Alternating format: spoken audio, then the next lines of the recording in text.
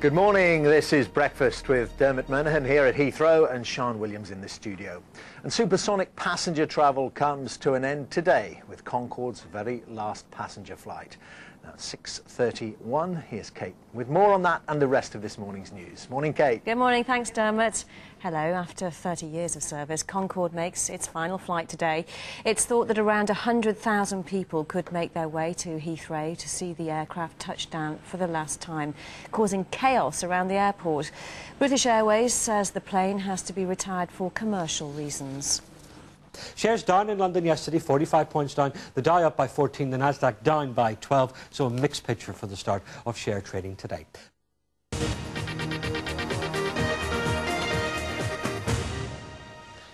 Good morning from BBC London News. Tube workers are expected to be balloted over strike action unless management meet their noon deadline for safety improvements to be made. The Rail, Maritime and Transport Union is demanding a return to 24-hour track inspections, along with immediate introduction of speed restrictions wherever track defects are found. And services on the Northern Line remain suspended for the 6th day running, following last weekend's derailment at Camden Town. More on that in the travel in a moment. Now, questions have been raised over the accuracy of the government census taken in 2001 relating to central London. An independent watchdog has even called for a partial recount. The Statistics Commission's investigation concluded officials missed huge chunks of the population in Westminster, and as a result, the council stands to lose over £60 million in grants. This is the public face of Westminster for many people. The clean-up on the streets after the night before, and street wardens on patrol in the centre of town. But it's things like this that Westminster says it could have lost if the census figures had stood. We've always said this is a fight we couldn't afford to lose, because it would mean a loss of about £63 million in grant. That's £630 on the council tax. It would mean reductions in police numbers for central London, and also reductions in health facilities, not least threatening the new hospital we're trying to build at St Mary's in Paddington. Westminster's pushing for an urgent review of its figures, hoping that the 20,000 lost homes can be put back into the borough, and along with it, the extra cash that comes from government. Melanie Stewart, BBC London News. The Millennium Bridge is the focal point of a new guided walk being launched later. It not only features a detailed description of the bridge itself, but guides pedestrians around the areas of history and architecture, such as nearby St Paul's, that are now linked by the crossing. Now, if you've been tuned into breakfast, you might have just noticed that it's Concorde's last day at work today. And if you're planning to go and see the Big Bird landing this afternoon, here's some advice from Nicola and the rest of the morning's travel. Well, it is a pretty sad day for some of us with Concorde's last flight's landing from about 4 o'clock this afternoon, but don't make it even more miserable because you'll get caught in those queues around the M4 and the M25 if you head that way later. The A30 as well could be affected as well. That's Staines Road around the perimeter of the airport. So the message really from police is try and avoid those areas later on. Obviously, if you have an official viewing ticket or if you're travelling from the airport today and if you're flying out there, then allow a bit of extra travelling time for your journey, and you might want to use the public transport there. Piccadilly line runs there as well as the Paddington Heathrow Express service. Now, this is a picture at the moment on the M25. You can see traffic looking pretty light and flowing fairly well there today, which is some good news. We do have some other problems on the roads there this morning, if I can actually get that camera up for you. Here we go, Upper Street, up just near Angel Tube Station. You've still got that road closure in place because of those road repairs. Now, it does cause a big old queue coming down from Highbury Corner at times. I did have a quick look on the cameras earlier, and it was fairly light just before we came on here. Got some big queues, though, heading north towards the Blackwall Tunnel at the moment. All 3 lanes jam-packed there at the moment. The A2 as well, pretty heavy heading into town from Eltham towards Kidbrooke. Now, quick check-up on the tubes. Northern Line, still those 2 stretches suspended. Elsewhere on the tube, St Paul's is closed on the Central Line. Queensway still closed, and East London Line suspended completely. That's all from me. Thanks very much. Good advice as ever. Now here's Victoria Graham with the weather.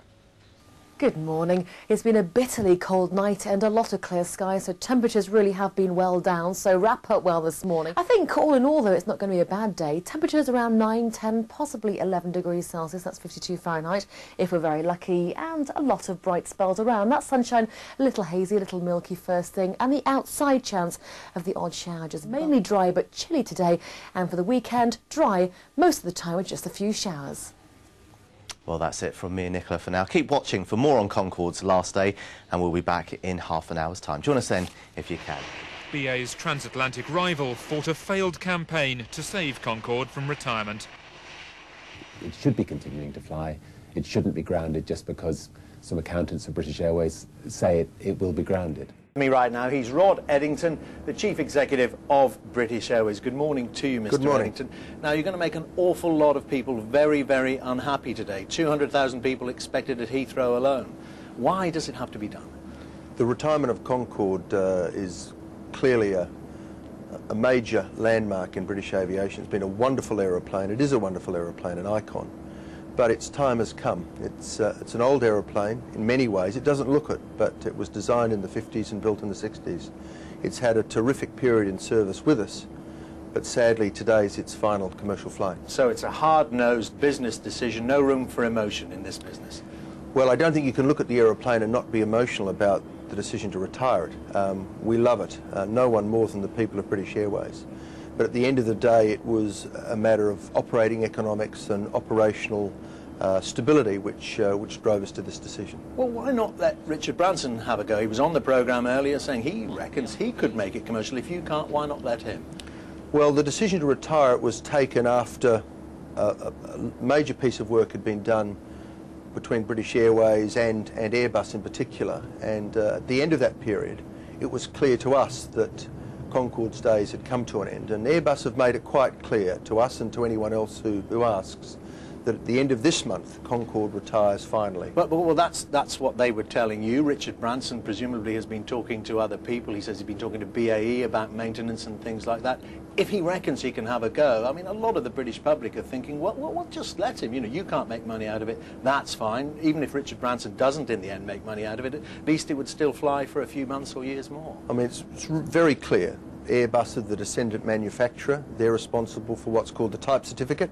Without that type certificate, the aeroplane can't fly, and at the end of this month, that type certificate is withdrawn.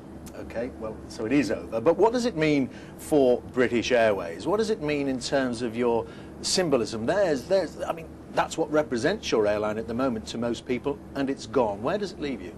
Concorde's our flagship, and has been for nearly 30 years, and that's why today's retirement is a mixture of sadness and celebration. But we've got a terrific group of people and a terrific suite of subsonic products on board our 747s, on our 777s and our short-haul fleet. And it's those products that will allow us to compete and be successful into the future. But so has everybody else. Suddenly you just become another airline instead of the only one who's got Concorde. That's certainly true. But remember, one of the reasons we're retiring Concorde today is that the vast majority of regular Concorde customers haven't used Concorde over the last couple of years. But the vast majority of the big corporate customers have stopped using it.